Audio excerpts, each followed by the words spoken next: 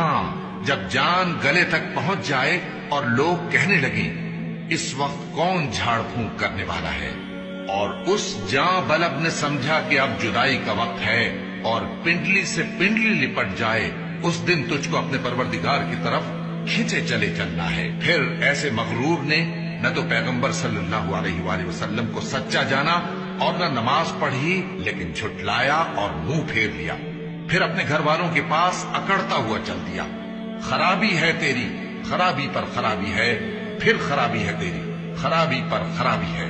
کیا انسان یہ خیال کرتا ہے کہ اسے یوں ہی چھوڑ دیا جائے گا؟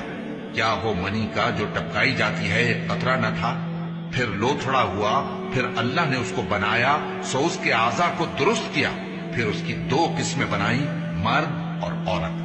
کیا اس کو اس بات پر قدرت نہیں کہ مردوں کو زندہ کر دے؟